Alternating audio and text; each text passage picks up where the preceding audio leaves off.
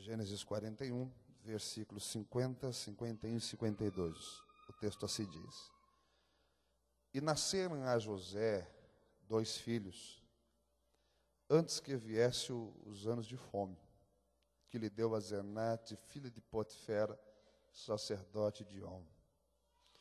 Chamou José o nome do primogênito de Manassés, porque dizia ele com isso: Deus me fez esquecer de todo o meu trabalho e de toda a casa de meu pai.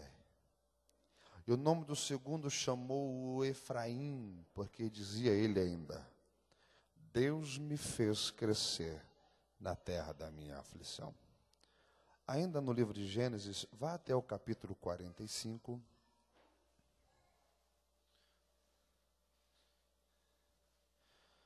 Aquele texto que lemos é o momento em que José passa a ser exaltado no Egito. Este outro texto em que ele se dá a conhecer os seus irmãos. E o verso 1 em diante nos diz assim. Eu estou tendo dificuldade de ler, meus óculos quebraram essa semana. E essa letra é grande. Aí a Lenida falou assim, eu falei assim, eu preciso de uma letra maior. Ela falou assim, depois disso é só braille, meu anjo. Eu prefiro óculos. Então, José não se podia conter diante de todos os que estavam com ele, que clamou: Fazei sair daqui todo o varão. E ninguém ficou com ele quando José se deu a conhecer aos seus irmãos. E levantou sua voz com choro e de maneira que os egípcios os ouviam, e a casa de Faraó. E disse José a seus irmãos: Eu sou José, vive ainda meu pai? E seus irmãos não puderam responder porque estavam pasmados diante de sua face. E disse José a seus irmãos: Peço-vos, chegai-vos a mim. E chegaram-se. Então disse ele: Eu sou José, vosso irmão, a quem vendeste para o Egito. Agora, pois, não vos entristeçais, nem vos pese os vossos olhos por me haveres vendido para cá, porque para a conservação da vida, Deus me enviou diante da vossa face. Porque já houve 2 anos de fome no meio da terra, e ainda restam 5 anos em que não haverá lavoura nem cega. Pelo que Deus me enviou diante da vossa face, para conservar a vossa sucessão na terra e para guardar-vos em vida por um grande livramento. Assim, não foste vós que me enviaste para cá, senão Deus, que me tem posto por pai de Faraó, e por senhor de toda a sua casa, e como regente em toda a terra do Egito. Apressai-vos e subi para meu pai, e dizei-lhe: Assim tem dito o teu filho José, Deus me tem posto por senhor em toda a terra do Egito. Desce a mim e não te demores. Só até aqui, e só para complemento, capítulo 50, ainda no livro de Gênesis, capítulo 50, versículos 19 e 20. Gênesis 50, os versos 19 e 20, que assim diz.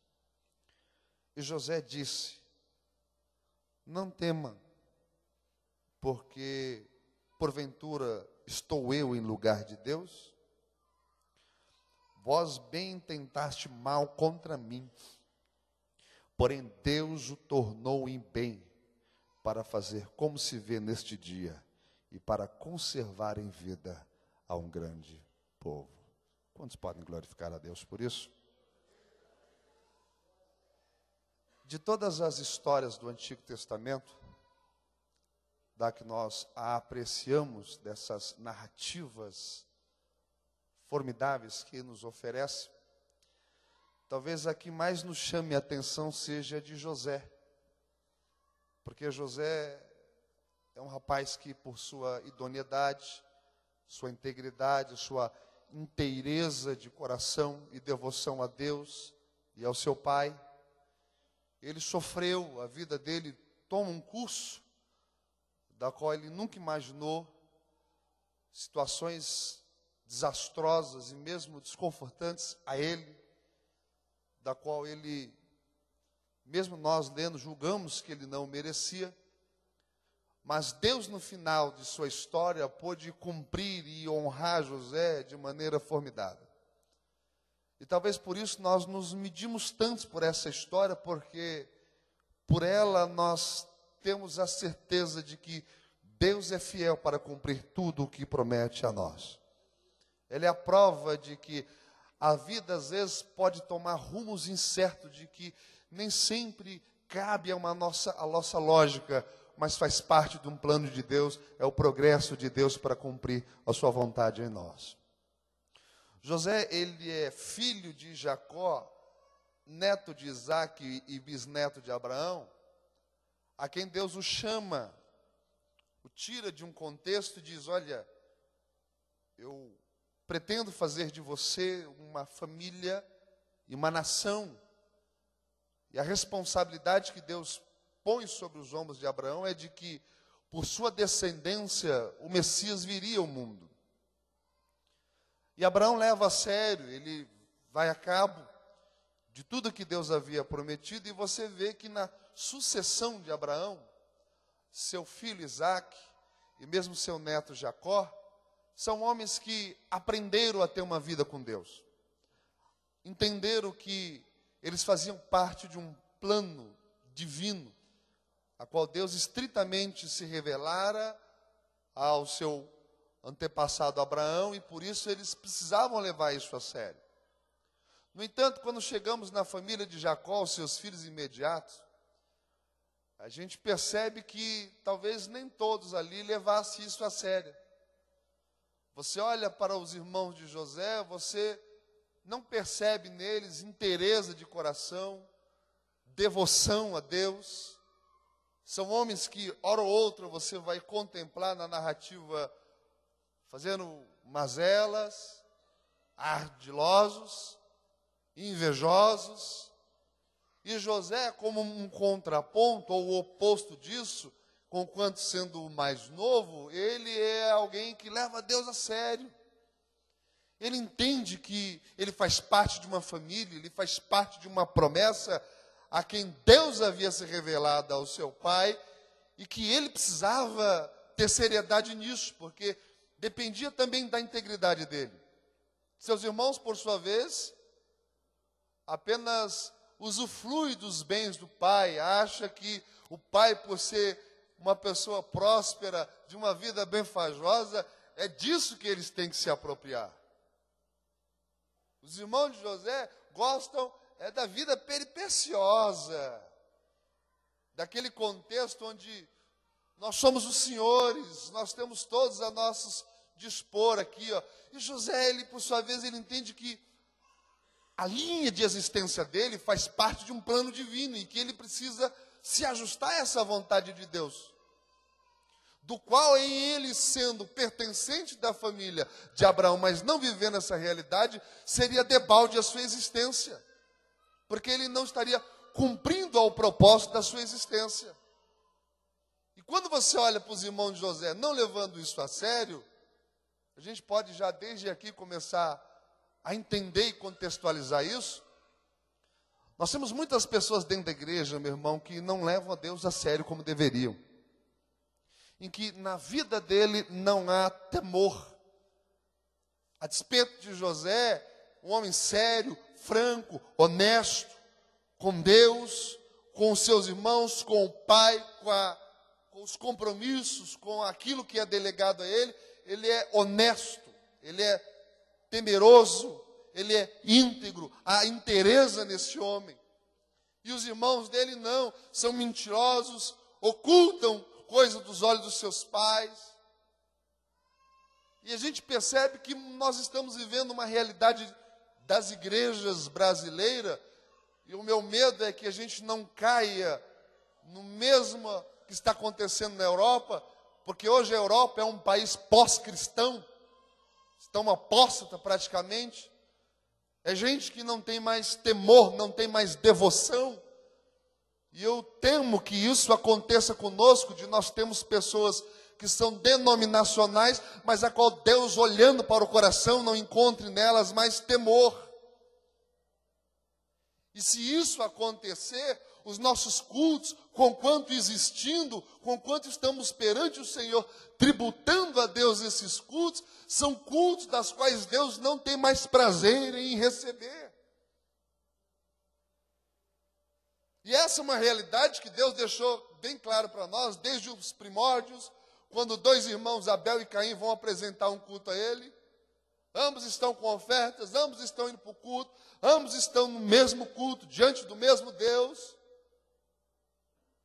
Mas a Bíblia diz que a oferta de Caim, e Caim a oferta Deus rejeita. E Abel, por sua vez, Deus o aceita. E o curioso do texto é que o texto diz assim: e Deus atentou para Abel e para a sua oferta, porém não atentou para Caim e a sua oferta. E a mente pós-moderna, ela imagina que o problema na vida de Caim estava no tipo de oferta que ele estava dando com as mãos. Que olha, isso daqui não era bom. Na verdade, o texto diz que antes de ele rejeitar a oferta, ele rejeitou o ofertante, porque ele diz, e para Caim e a sua oferta não atentou a Deus. E para Abel e para a sua oferta, este o Senhor atentou. Quais as implicações? A mente pós-moderna entende que, olha, o que estava na mão de Caim era algo como fruto da terra, e Deus não tinha apreciação nisso. Nas mãos de Abel, por sua vez, havia um animal, houve ali derramamento de sangue, e o texto diz que sem derramamento de sangue não há remissão de pecados. Então Deus não aceitou a oferta de Caim, porque nela não havia derramamento de sangue. Mas em momento algum você vê no texto de onde eles estão se expressando a Deus, a palavra altar de holocausto, onde deveria ser apresentado apenas um cordeiro. Isso é regulamentado depois. E mesmo na regulamentação de Levíticos, Deus institui ofertas pacíficas de cereais. O próprio Jesus se identifica muito com o fruto da terra, dizendo, eu sou o pão da vida, eu sou a videira. De modo que a questão não é o que eles traziam em suas mãos, porque se o problema fosse o que cada um deles tinha em suas mãos, trocamos então as ofertas de mão. Se você pegasse a oferta que estava na mão de Abel e pôs nas mãos de Caim, e as que estavam na mão de Caim e colocasse na mão de Abel, Deus continuaria recebendo a oferta de Abel, porque a questão não é o que cada um trazia em suas mãos, mas o que cada um porta em sua alma. Quem chega diante de Deus com verdade, em verdade será tratado. Agora, quem chega diante dele com performance, em performance também será tratado. E Caim é o tipo da performance do culto, de alguém que vai para o culto, mas não tem prazer, não tem temor, não tem respeito, não tem uma referência que expressa a Deus o que há intrinsecamente em si. E Abel, por sua vez, há. E é esse temor que muitas vezes falta em nós. Rogério, me defina. Você diz temor, a Bíblia diz que temor é o princípio da sabedoria, é o modo que nos conduz prudentemente, como referência a Deus, a que me pondera em toda a existência. Me dá um exemplo de temor. Eu vou dar um exemplo contrastando medo e temor, porque hoje nós temos muito mais gente com medo do que com temor na igreja. Se você perguntar, tem medo? O que é isso? Temor. Tem.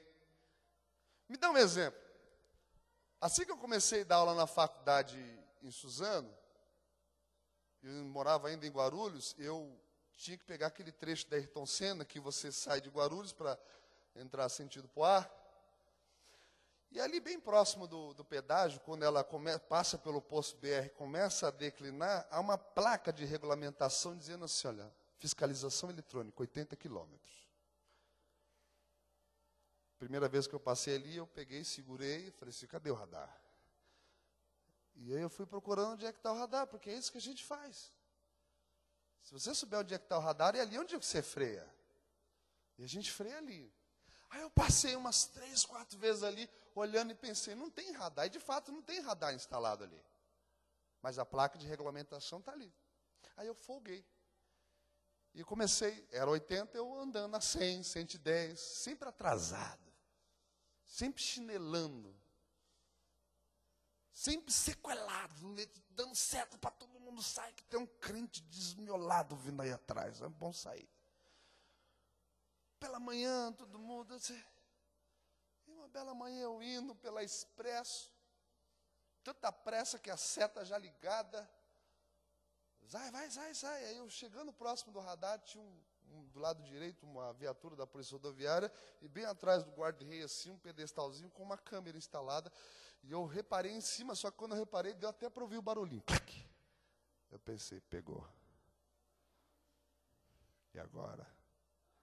Aí eu olhei para o velocímetro 110, aí eu reduzi para 60, eu digo, meu Deus, olha que absurdo que eu estou fazendo. Aí eu fui me aproximando do pedágio. Aí a gente lembra de Deus. Aí eu fiz uma oração, talvez essa oração muitos já fizeram, não em relação ao radar, mas em muitos contextos. E essas orações sempre começam assim. Deus, eu sei que eu estou errado. Eu não tenho nem como dizer, mas Senhor, imagina se essa multa chega na minha casa, o que ele vai falar, olha como é que você anda na rua, parece um paquito andando desesperado, olha que maluquice sua. Meu Deus, isso deve ser o diabo que quer meter a mão no meu bolso, só pode ser um inimigo querendo tirar de mim. E aí essas orações, elas vão se tornando bruxaria, elas vão se tornando voodoo. Porque aí a gente começa a orar e fala assim, mas Senhor, eu creio que esse negócio vai dar problema, vai queimar, vai dar alguma coisa lá, e não vai chegar, a multa não vai chegar. Sou servo do Senhor, eu prometo que o valor que seria da multa, eu dou de oferta na igreja. Aí Deus falou, é barganha, cara. Ó. Mas quantas vezes palavras com intenções como essas são proferidas para os nossos lábios? Um outro amigo me dando uma carona. A gente estava indo para um lugar, ele conduzindo o carro dele, e eu do lado, aí a gente avistou uma blitz. Quando ele viu a blitz, ele parecia que tinha visto o diabo, porque ele olhou e disse, meu Deus! Eu olhei e pensei, o cara viu um demônio. Sabe aqueles crentes showbuster que tudo vê o diabo? Eu falei, ele viu o capeta aí, vamos exorcizar então. Aí eu falei, que foi, santo? Ele, a blitz. Eu falei, a blitz, cara. Vai demorar um pouco, vai congestionar, mas a gente passa tranquilo. Tá tudo bem com o senhor, com o carro, né? Ele, então... Eu falei, não, então o que, rapaz? Ele, então, Rogério, faz 2 anos que eu não licencio o carro. Mas ele disse assim, ó, mas eu ia fazer isso essa semana. Aí eu falei, então o diabo sabia disso e já colocou uma armadilha para você ali, rapaz. Se eu ia fazer isso essa semana, ele é. Eu falei, agora já foi. Aí ele falou, vamos fazer uma oração? Eu falei, orar para quem? A Deus. Eu digo, vou falar o quê com Deus, meu querido? O que se fala com Deus numa hora dessa? Como que eu chego para Ele? Ele, vamos orar. Eu digo, o problema é seu, então o senhor ora. Comigo está tudo bem. E por minha sorte, ele orou em voz alta, uma oração bonita e rápida. E a oração começou assim, Deus, eu sei que eu estou errado. Mas segue esse guarda para que eu passe incólume no meio dele. Eu digo que, olha, esse incólume aí, Deus ouviu, rapaz. Aí ele orou, eu digo, orou ele, pronto, orei. Está confiante ele no Senhor. Eu falei, nunca mais faça uma oração dessa a Deus. Porque esse é o tipo de oração que Deus não atenta. Ele olhou e falou, por quê? Eu falei, olha, eu podia ficar aqui horas explicando para você, mas eu vou te dar 2 motivos básicos. Primeiro, vai que o guarda é crente e está orando assim, Deus mostra quem está errado. Quem você acha que ele vai ouvir, você ou o guarda? E ele teve a pachorra de dizer o seguinte: oh, então tomara que esse guarda não seja crente, que aí só tem minha oração aqui prevalecendo. Eu digo, é mazeloso mesmo esse cidadão. Aí eu falei outra coisa. É um voodoo gospel isso. Porque o que o guarda tem a ver para ficar cego? O guarda de repente fica cego na fila, por quê? Porque um crente, um bruxo, estava aí orando para você ficar cego, cara. E ele, falei, amigo, eu entendi, o cegar ali é fazer com que Deus o faça passar desapercebido. Mas digamos que de fato Deus o faça passar desapercebido por entre esses guardas, e aí Deus teria que ocultá-lo no imperceptível perante eles, por conta de uma condição irregular sua perante a lei. Se Deus faz isso, te ocultando do guarda para encobrir a sua mazela, Deus te torna cúmplice do seu erro. E esse não é o Deus que nós servimos. Eu não posso chegar a Deus com orações pedindo para Deus ser cúmplice dos meus pecados, cúmplice das minhas mazelas. Eu falei, meu amigo, está mais fácil para Deus mostrar para o guarda que você está errado, para você consertar a sua vida, porque Deus ama as pessoas que vivem em obediência. Rogério, me defina aí então temor e medo. Eu nunca mais passei por aquele trecho sem respeitar o limite de velocidade. Aí você fala, Rogério, então onde está o temor agora? Temor é aquilo que eu sinto antes do radar e por isso eu piso no freio. Porque o temor faz com que eu tenha uma vida ponderada, comedida. Agora, medo é aquilo que eu sinto depois do radar, por não ter pisado no freio. Porque nesse caso, medo pressupõe culpa. Tem culpa. Ele tem medo. E bate a sensação, não é do arrependimento pelo mal feito, mas é pela consequência que ele tem que assumir. É por isso que muitas pessoas na igreja estão com medo, estão preocupadas, não porque o que ele fez ofendeu Deus, mas porque ele agora vai ter que assumir uma responsabilidade da mazela dele.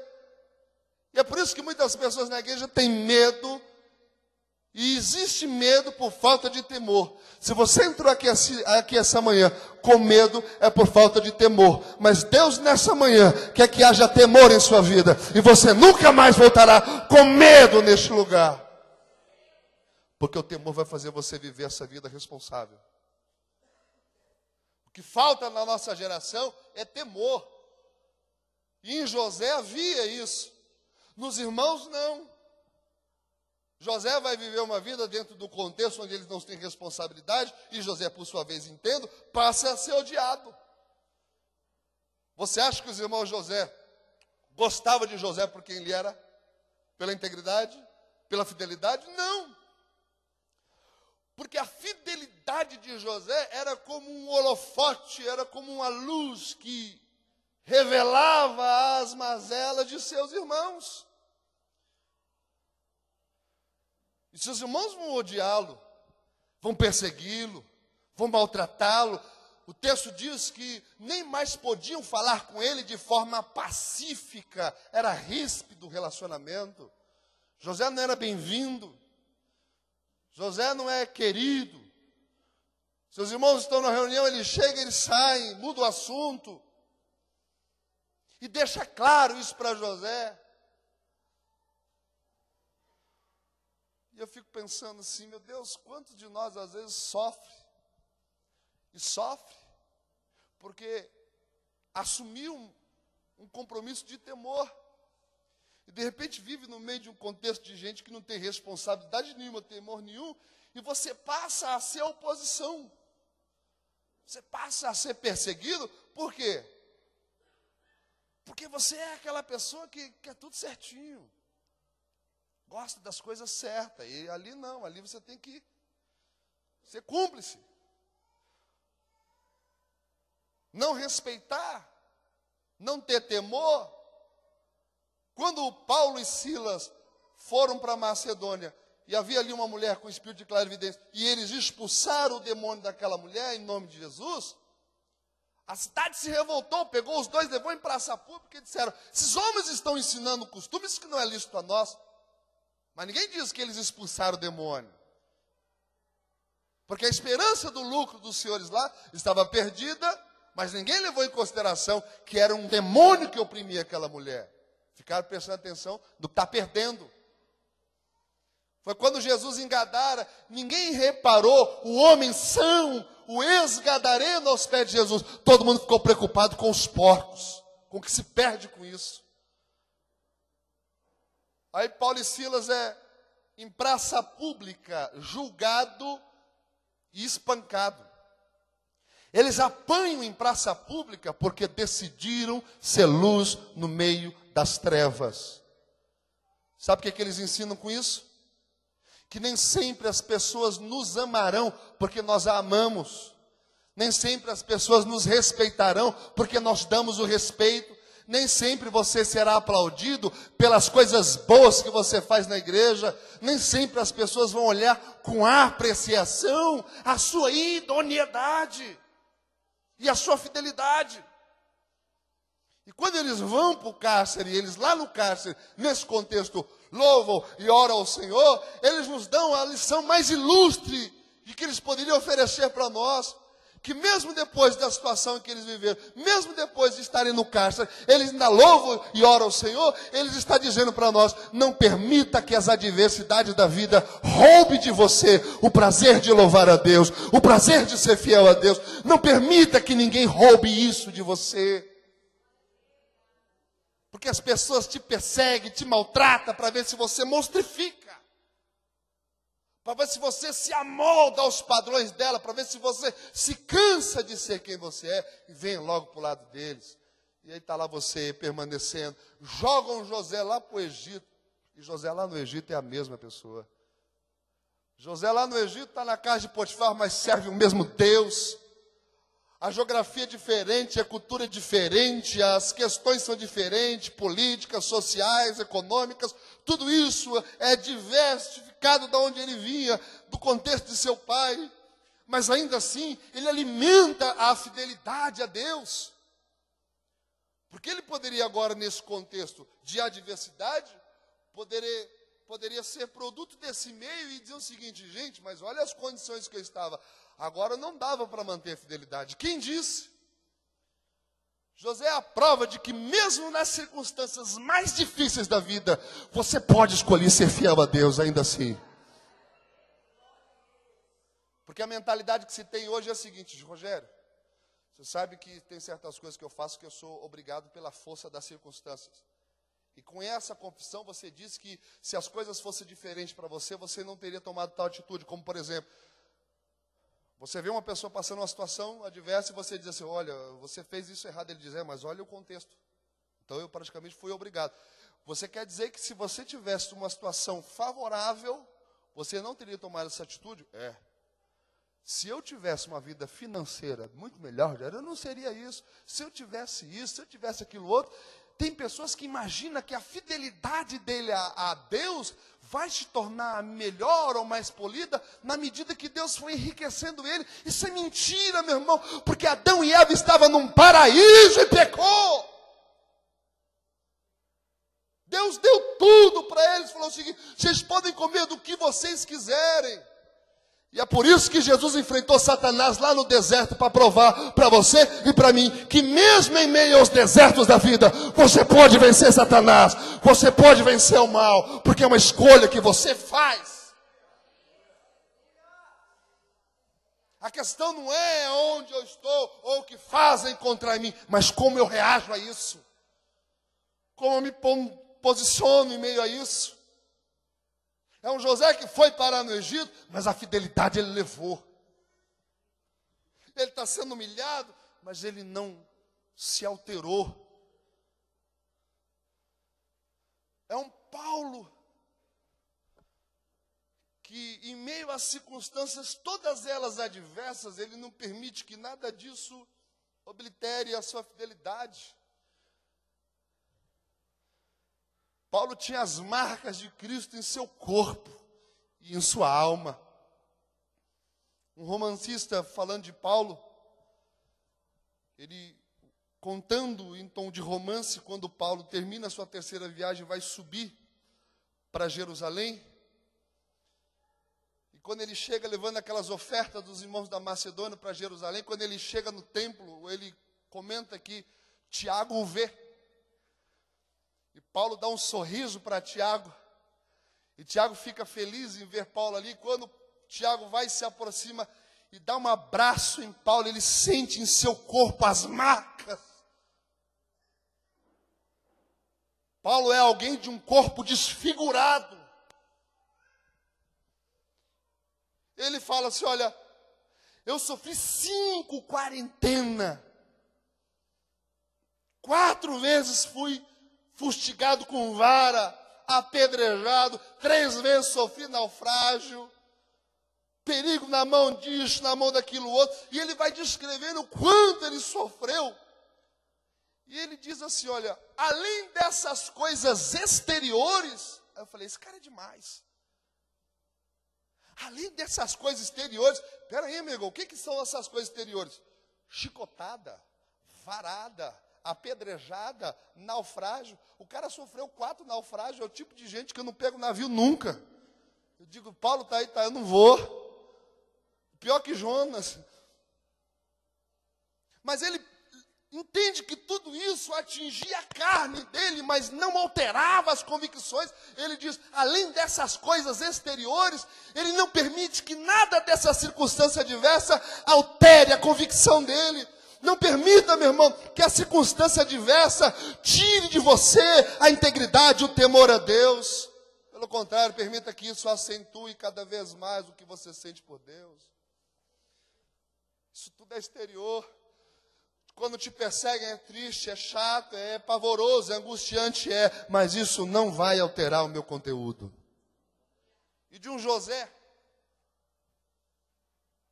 que é fantástico, que os irmãos dele olham assim, aí você fica pensando, Rogério, mas eu fico sofrendo. Eu assumo uma posição diante de Deus, e os irmãos vêm para cima de mim com essa característica, e eu fico pensando, eu estou perdendo. Você que pensa. Porque quando os irmãos de José, intentando mal contra ele, vendem José para o Egito, e vem uma caravana de ismaelitas e diz, olha, vamos para onde for, leve esse rapaz para longe daqui. E quando José se dissipa no horizonte, nós estamos falando do irmão, um olha para o outro e diz, nosso problema está resolvido. José está longe daqui agora.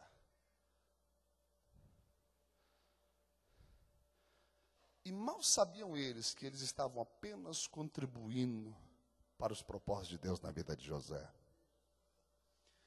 Porque se você imaginar que mandando José para o Egito estaria frustrando, Deus falou o seguinte, pelo contrário, é lá que vai acontecer. É lá que vai se realizar.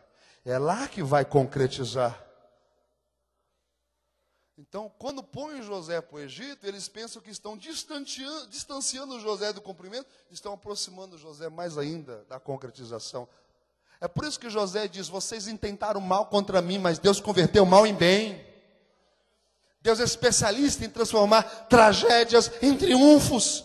Deus é especialista em pegar as maldades que as pessoas fazem contra nós e converter isso para o benefício até mesmo delas que fizeram mal contra nós.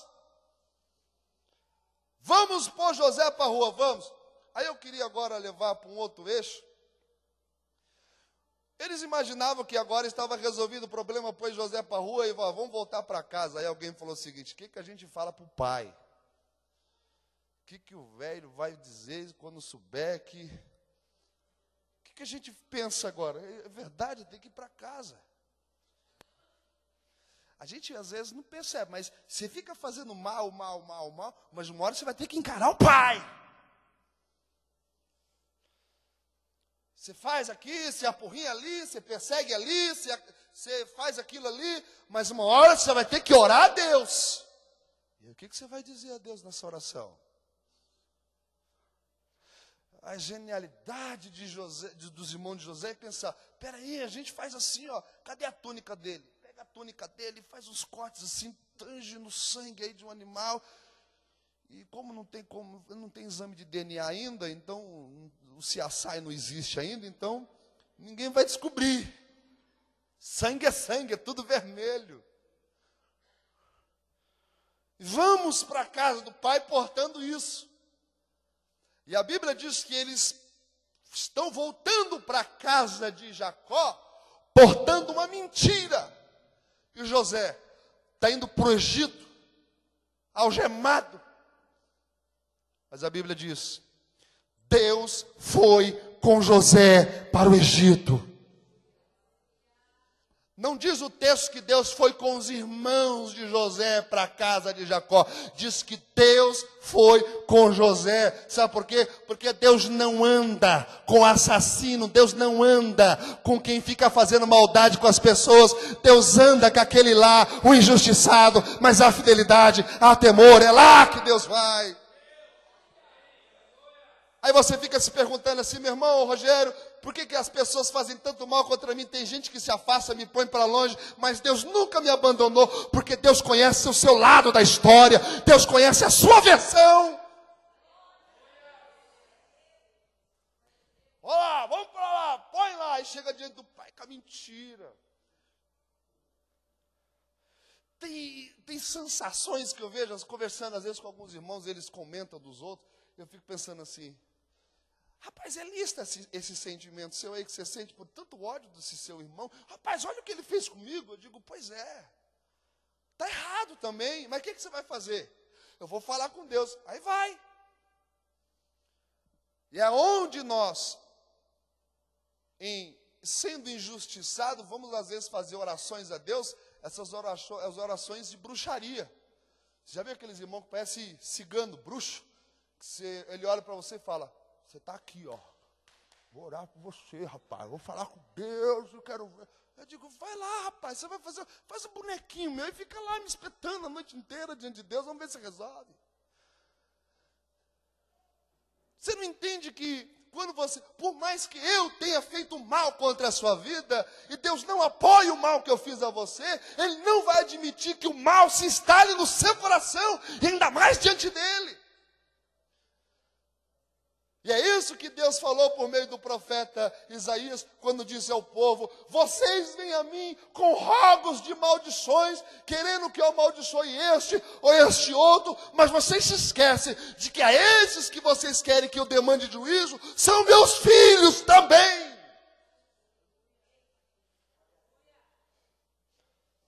É o irmão mais velho do filho pródigo que vê o irmão voltar e está tudo bem, está tudo em festa. Esse cara desviou, esse cara foi para o mundo, esse cara voltou para a droga e voltou, está aí cantando de novo, está certo isso? Esse cara desviou, esse cara foi para o mundo, fez coisa errada, e assim que você recebe ele, você nunca vai entender o coração de um pai, pensando assim, porque você está pensando como irmão. Chama o meu pai, aí chama o pai, e ele diz, eu te sirvo há tanto tempo, sem nunca ter transgredido. A consciência que às vezes a gente toma de não olhar para Deus mais como um pai, mas apenas como o Senhor, daquele a que a gente presta serviço, você vê na mente desse homem que ele diz assim, olha, eu te sirvo, ele não diz, olha, meu pai. Aí o pai corrige isso dizendo o seguinte, isso aqui é nosso, isso não é meu não, isso é teu também, isso aqui é nosso, isso aqui é para nós.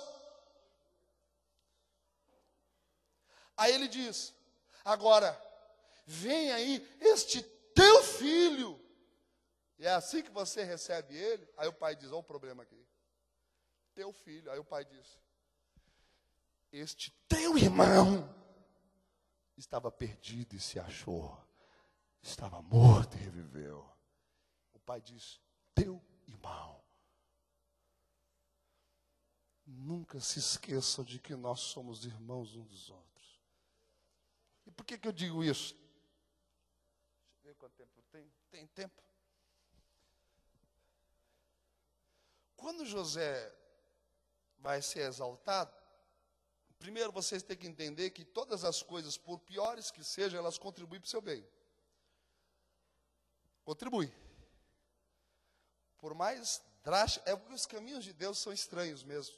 Deus mora em outra vizinhança, Deus age por outra perspectiva. E José chega no Egito com uma promessa de que, olha, você vai governar esse lugar. Só que nós temos um homem no cárcere, no calabouço. Aí você fala, é difícil. Às vezes você se olha, quando você chega aqui, às vezes Deus demonstra para você o quanto Ele pretende com você, e você olha imediatamente onde você está, e você fala, eu quero ver. É difícil. Não para Deus. Aí você fala, Rogério, o tanto de coisa ruim que eu passei, pois é, tudo isso aí é o gabarito de Deus na sua vida. Aí você fala, haha, como assim? Opa, vamos lá. Quando o faraó coloca José diante dele, primeira coisa que se destaca é a integridade daquele homem. Por quê? Quando chamaram José do cárcere para a presença de faraó, quando cantaram para José, para faraó, que lá no cárcere tem alguém que interpreta sonho, e José está perturbado por causa dos sonhos, chama esse moço. Aí pegam José, tiram lá do cárcere e põem diante do faraó. Quando José entra na sala de faraó, Flávio José comenta que ao José entrar, faraó se põe em pé e todos se prostram diante dele, menos José. José ficou em pé. Aí alguém falou, José, joelha, rapaz. Ele falou assim, não posso. Aí o faraó olhou e falou assim, ei, você é bom demais para não se prostrar perante mim, faraó, Deus do Egito? E José disse assim, olha, faraó certamente é a grandeza em pessoa, é que eu aprendi a me prostrar só diante do meu Deus. Eu não estou acostumado a me prostrar. A vida foi adversa, mas ainda assim é só a Deus que eu presto a minha adoração, o meu louvor e a minha honra.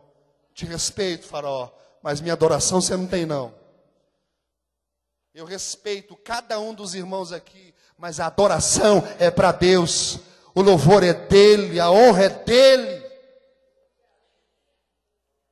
Aí você pensa assim, faraó deve ter ficado maluco, pensou, vou matar esse cara. Aí faraó olhou assim e falou, eis aí a razão para acreditar em tudo quanto esse homem há de me dizer, porque ele não tem me dizer a verdade pela vida dele. Vem aqui que eu quero ouvir você. Aí chega lá e faraó contou, eu tive 2 sonhos e conta 7 vacas gordas, 7 espigas e tal. E José olhou e falou, o sonho é o seguinte, faraó, o senhor foi avisado por Deus de coisas que vão acontecer. Vai vir 7 anos de bonança, no entanto, seguido de 7 anos de escassez. Aí o senhor tem que se virar nesses 7 anos de bonança, estocar melhor, fazer uma boa logística, fazer um bom estoque para poder sobressair-se nos anos de fome. É simples. Aí faraó está diante de uma corte, ele olha para um lado, olha para o outro e diz, então eu preciso de alguém que faça responsabilidade. Isso. Aí faraó confessa isso perante uma corte pagã, dizendo o seguinte, porventura acharíamos homens como este, em toda a terra do Egito, dotado do Espírito de Deus? Vem aqui, moço. Tira o anel do seu dedo e põe no dedo de José e diz, você agora é meu chanceler. Suba aqui. Ninguém no Egito move um pé sem o seu consentimento. Ele chegou lá algemado. Ele chegou como mercadoria. E agora é o segundo homem mais poderoso da terra. Sobe aqui. A única coisa que vai me pôr diferente de você é nesse trono, mas além do trono você manda igual eu. Ninguém aqui, tem o direito de desobedecer. Aí onde você para e pensa, Rogério, como é que funciona aí? Deus preparou José para aquele momento. Você fala, como assim? Como Deus preparou José para ser governador do Egito num cárcere, minha gente? Olhe para trás da vida de José e você vai dizer, aonde ele está sendo preparado? É você que pensa, a escola de Deus é diferente. José foi contratado pelo Egito para quê? Você tem 7 anos de bonança. E vai vir 7 anos de escassez. Você tem que aprender a lidar com riqueza para sobreviver na pobreza. Você consegue? Aí Deus chegou e falou, eu já ensinei para ele. Como assim? Quando ele chega no Egito, para onde ele vai? Ele vai para a casa de Potifar. Potifar é rico, é superintendente de Faraó. E Deus dá toda a fazenda de Potifar para José. Fala, cuida aí, aprende a cuidar de riqueza. E José passa a granjear os bens de Potifar, porque a riqueza de Potifar era o exercício de Deus para poder os 7 anos de bonança. Mas aí é 7 anos de escassez. Deus diz, pois bem, agora você vai fazer uma pós-graduação em contabilidade no presídio. Vem comigo aqui, ó. Levou José para o presídio e falou assim, ó, cuida do presídio aí agora. E José agora vai se tornar administrador de um presídio, o lugar onde não tem recurso. Mas diz a história que enquanto José esteve ali, os prisioneiros nunca comeram tão bem, Faraó nunca gastou tão pouco, e o carcereiro nunca ganhou tanto com José ali, porque Deus era na vida de José. Depois que ele está preparado, e Deus diz, agora vem para cá, meu amigo, que você vai viver agora o momento bom da sua história. Potifar e cárcere, era Deus preparando ele para o trono. Ser fiel no pouco, e sobre o muito Deus te coloca. Por isso não reclama não, quando alguém te mandar para o cárcere, você olha assim e fala, eu tenho que tirar algum proveito disso. Alguém te manda, é aqui. Deus é capaz de converter essas circunstâncias ao seu favor, porque Ele é Deus. Agora uma coisa que aqui eu quero confrontar, inclusive essa teologia dos dias de hoje, desse de que quem te viu na prova e não te ajudou, quando te vê na bênção, se prepare, porque a faca está molada, o facão está, a guilhotina está aqui, ó. Eu agora sou o pastor daqui, quem me humilhou quando era diácono, agora vai se ver. Tem uns irmãos que pensam assim, que quando ele foi humilhado, e agora ele está exaltado, por ele ser exaltado, ele tem o direito de humilhar quem humilhou. E José falou assim, eu não sou Deus. Eu não sou Deus sobre vocês. E como que Deus tratou isso de José? Quando o faraó, aí eu queria só dar um recado para os jovens aqui. Quando o faraó chamou José e deu para ele o encargo de governador, ele perguntou, o senhor é casado? Não. Aquela história lá da esposa do Potifar, aquela é mentira, eu acredito. Aquela doida piriguete.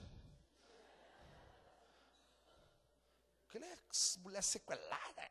Agora o cara é sério.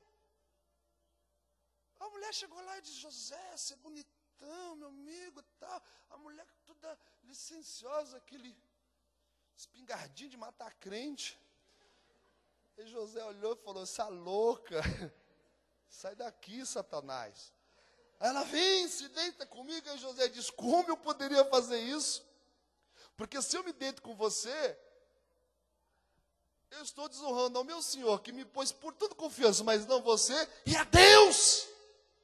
Ele tem temor a Deus. Não, não quero, não, tá, vai sofrer. Aí ele está diante de Faraó, tem esposa? Tem não. Aquela doida lá, não esquece. Asenate, aí a Bíblia diz que ele chama Asenate, filha de Potifar, sacerdote de On. Era uma região do sacerdote onde os faraós iam buscar as suas princesas para serem suas rainhas.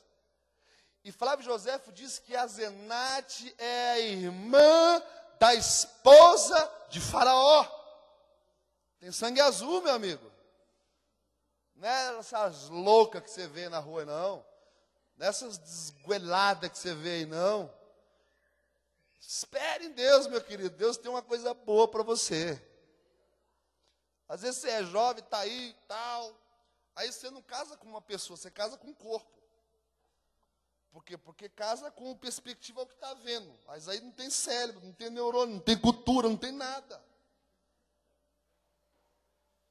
E aí você casa com um negócio desse, meu amigo, vai sobrar o quê?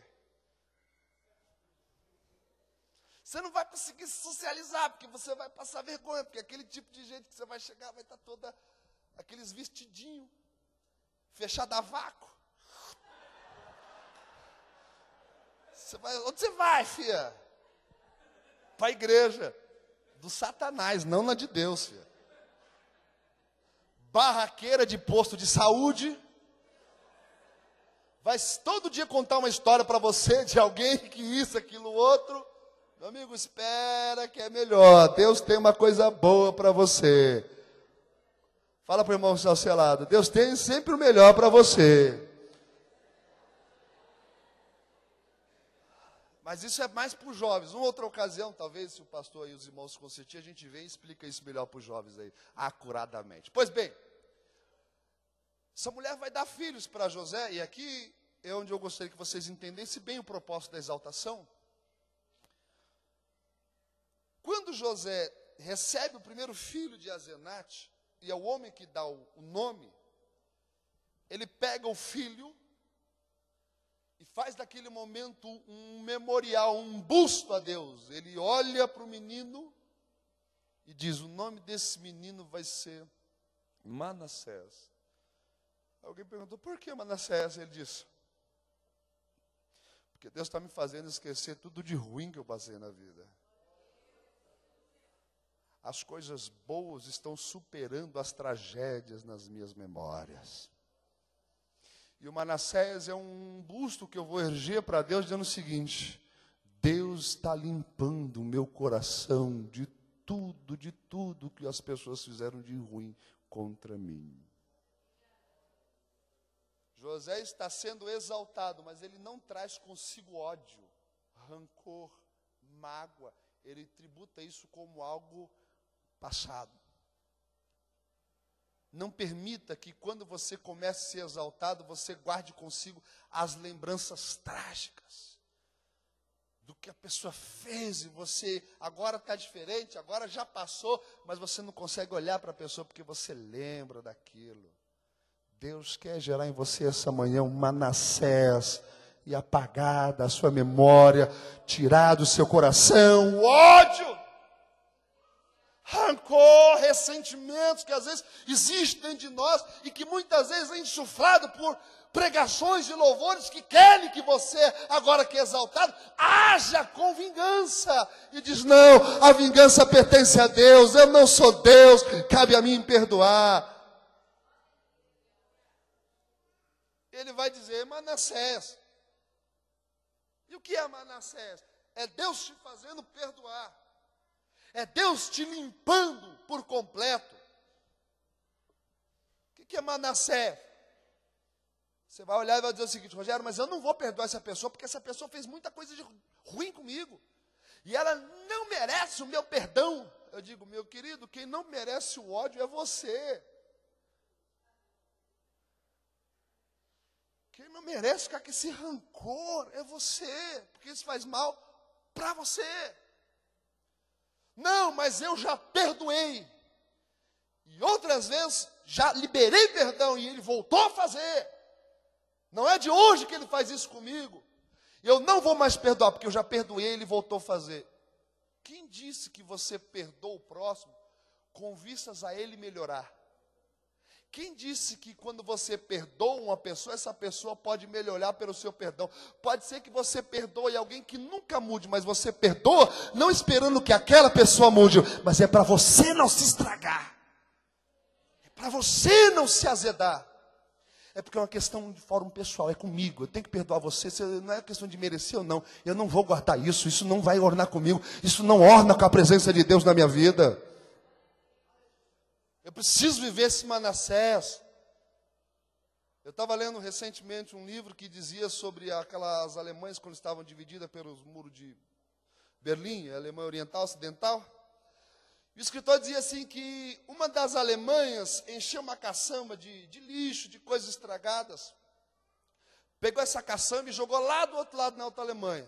Jogou lá, para arrumar encrenca. A outra Alemanha viu isso, podia fazer o quê? O que foi isso? Jogaram de lá. Não, joga para lá de volta, que é mais ou menos o que a gente faz. Aquele seu vizinho que varre o lixo dele até a sua porta, você fala: ô, infeliz, isso é teu, por que você não resolve isso aqui? Aí fica lá. Fica lá a briga do lixo, para lá e para cá, daqui a pouco está lá. Eu vi, de frente de onde eu morava, tinha lá a rivalidade de dois vizinhos. Os caras saíram tão terrível, meu, que o cara saía com o cachorro dele e ia para a porta do outro só para ele urinar lá na porta do cara. Eu digo: urina aí. Raiva. Aí voltava e dizia: estou vingado. Eu digo: que sem noção. Essa outra Alemanha pegou essa caçamba cheia de lixo, cheia de coisas estranhas, e falou assim, o que é isso aí? Não, limpa. Limpou a caçamba e colocou dentro alimento, remédio, roupas, cobriu com flores e jogou lá do outro lado com uma placa em cima escrita, cada um dá o que tem. Cada um só dá aquilo que tem. Eu não consigo perdoar porque não tem perdão para oferecer. Eu não consigo amar porque não tem amor para oferecer. Porque quem tem Deus tem amor, tem perdão, tem graça, tem saúde. Por isso que você perdoa, porque a graça de Deus abunda em sua vida. Sabe o que é Manassés? Manassés é o seu álbum de fotografia. Você tem álbum de fotografia em casa? Os jovens não, os jovens têm Facebook. Se você perguntar para os jovens de hoje quantas fotos impressas eles têm, não tem nenhuma, é tudo digital. Agora, é verdade, eu vou na casa da minha mãe, amigo, ali dá até nostalgia, porque ela abre uma parte lá e tira um monte de álbum e diz, olha aqui, olha como é que você era. E eu fico vendo, falo, minha história de vida está aqui. E Manassés é o que então? Todos vocês devem ter algum tipo de álbum de fotografia, por exemplo, do casamento, do noivado. Alguém tem no álbum de fotografia foto de velório? Difícil, né? É difícil, não tem lá. Aqui, ó, esse é o booking do fúnebre do meu pai. Você não quer nessas coisas, a gente não registra, não. Quem tem lá no álbum de fotografia os filhos se pegando? Ou o marido discutindo com a mulher? Tá os dois brigando, o filho fala, esse vai pro álbum. Pá. Ou os moleques se pegando. Pai e a mãe olha e fala, essa eu vou registrar. Só paparazzo que faz isso. Aí você fala, Rogério, mas será que na vida a gente não experimenta situações adversas? Sim. Quando você começa a olhar o álbum de fotografia, entre uma foto e outra, existiu um momento de adversidade, mas só ficou registrado os momentos bons da sua história. Os ruins não ficarão registrados. Deus está olhando para você e dizendo o seguinte, você vai passar coisas ruins, tem passado coisas ruins, mas só vai ficar marcado na sua vida as coisas boas. Você só vai se lembrar das coisas boas. Isso é Manassés. Você precisa liberar esse perdão. Senão você não consegue lidar com a vida. E isso impede Deus de te exaltar. Mais e mais. Você já viu como são formadas as pérolas? Pérolas, você tem uma concha, e essa concha tem vida ali dentro. Nossas filhas trabalham com ouro, elas são designers de joias.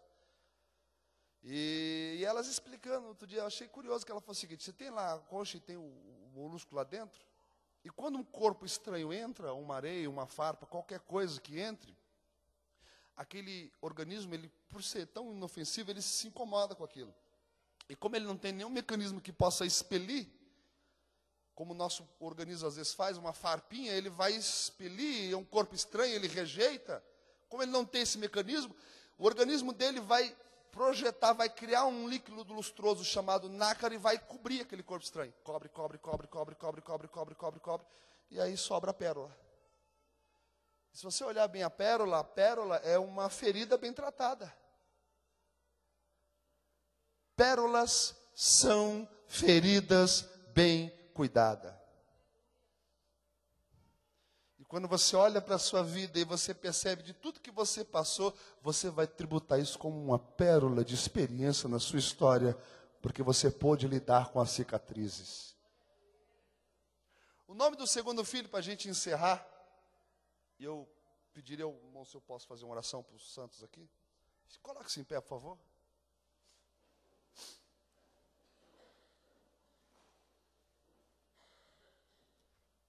O nome do segundo filho é Efraim. Quando a Zenate lhe dá o segundo filho, ele segura o filho na mão, ele olha para o Manassés, ele olha para o Efraim, ele olha para a sua volta e vê Da onde Deus o tirou e aonde Deus o colocou, ele diz: o nome desse menino vai ser Efraim. Porque Deus me fez crescer na terra da minha aflição. Deus me fez crescer num deserto desolador. Quando ninguém mais reputava que eu tivesse chance, Deus me fez crescer. No lugar onde era menos provável, Deus o faz crescer. Ele sente que a vida dele vai progredindo.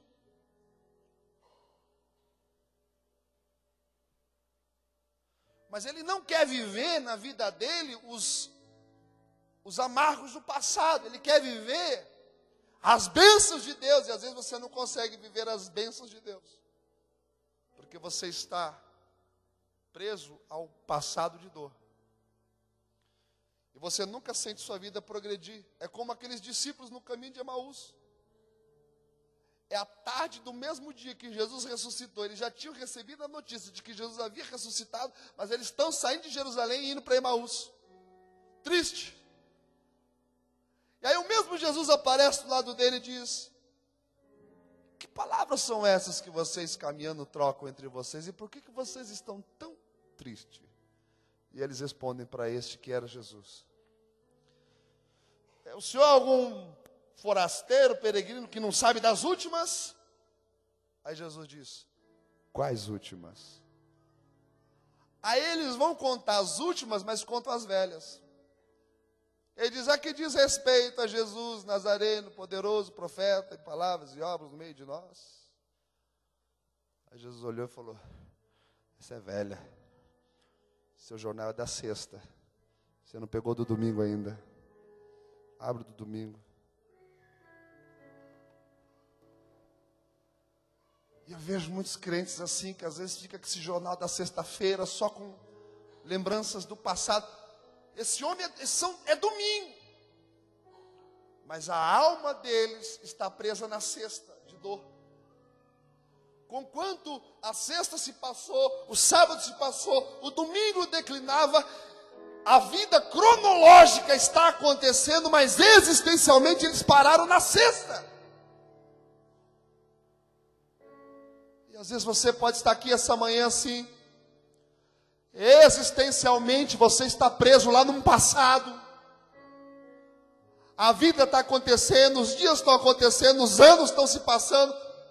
Você não consegue viver outra coisa a não ser aquilo do passado.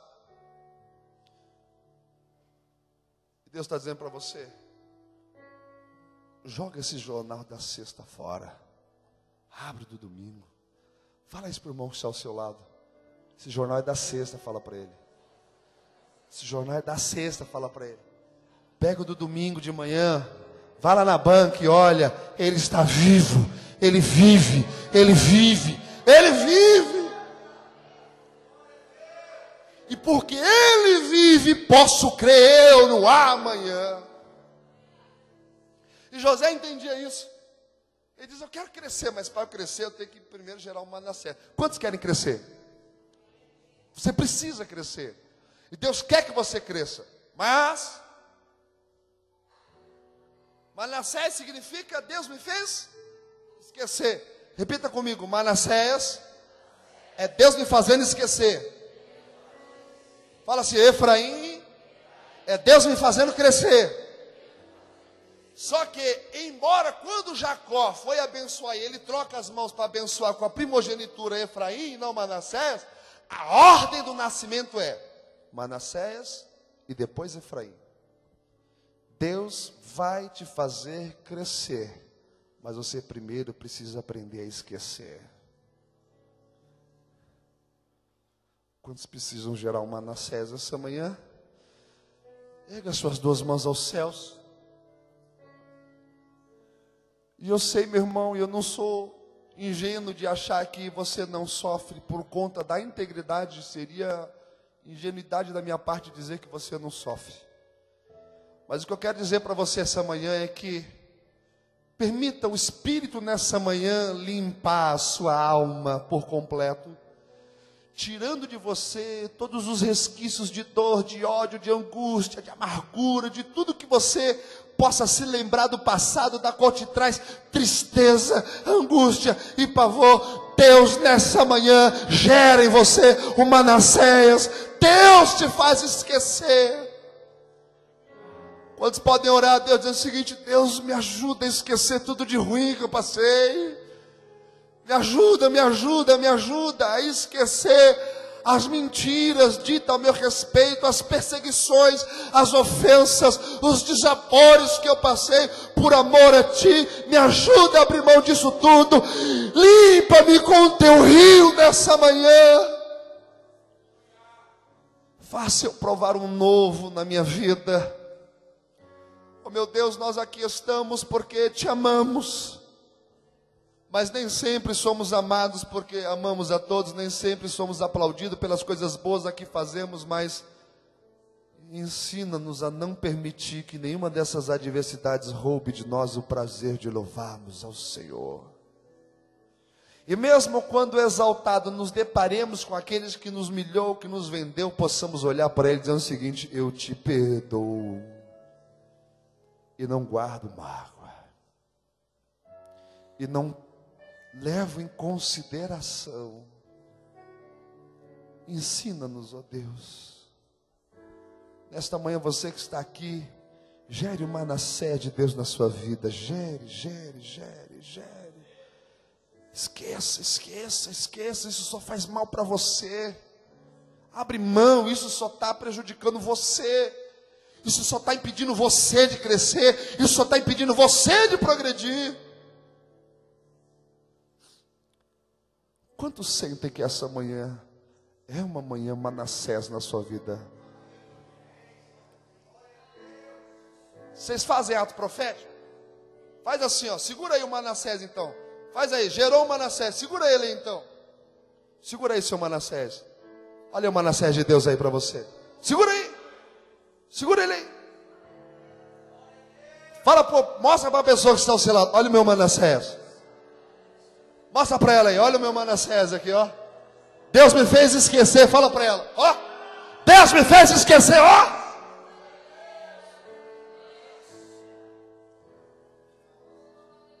Segurando o Manassés, diga para ela assim, ó: já estou sentindo as contrações de Efraim. Efraim já está chegando. O tempo de crescer chegou. O tempo de crescer chega na sua vida. E quem crê nisso, aplauda Jesus bem forte, tributando a Ele todo louvor e toda adoração. Pastor.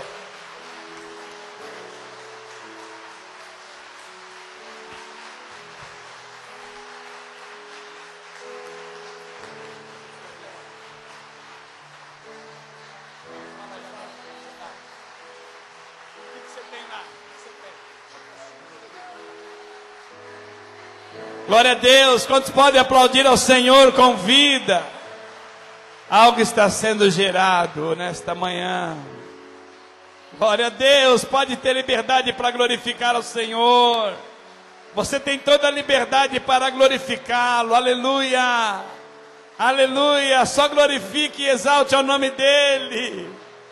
Oh, aleluia. Que palavra maravilhosa. Palavra que veio do céu. Palavra que toca a alma, o espírito de vida está em nosso meio. Glória a Deus. Glória a Deus. Deus continue abençoando pastor Rogério, sua esposa. Glória a Deus. Quantos querem que o pastor Rogério retorne nesta casa, irmão? Diga amém. Glória a Deus. Juntamente com sua esposa, vocês são bem-vindos. À noite, Deus quiser, ele estará pregando na PV2 e eu me sinto muito feliz ele ter atendido o nosso convite. Glória a Deus. Pastor Rogério, juntamente com a sua esposa, eles têm um material. Ele é professor, né, na faculdade teológica e um homem bem dotado de conhecimento. E tem algumas apostilas lá com temas interessantíssimos. Eu tenho algumas apostilas do pastor, da pastora também, alguma coisa sobre casais, né? Porque nós, sobre ensino da palavra de Deus. Se você puder adquirir, irmãos, está lá no balcão, né? R$5, barato demais. R$5 a apostila e o DVD. R$10 o DVD com mensagem, vários temas também, né? Os irmãos que puderem adquirir, os irmãos estarão adquirindo material de primeiríssima qualidade e com certeza para o nosso ensino, né? Cada vez que eu ouço o pastor Rogério pregar, é uma bênção. E eu acredito, quantos estão saindo abençoados nesta manhã por esta palavra, irmão? Então que Deus abençoe, adquira o material depois, e à noite, lá na PV2. É bem menor, viu, Rogério? Não é essa, né? Mas a gente está lá para te receber. Amém. Coloque a mão sobre o teu coração. Que a graça do nosso Senhor e Salvador Jesus Cristo, o amor de Deus, a comunhão do seu Santo Espírito esteja com toda a igreja e todos digam, irmãos, amém. Aplauda ao Senhor. Tenha um domingo abençoado, de bênção para a sua vida e de vitória. Glória a Deus. Deus abençoe.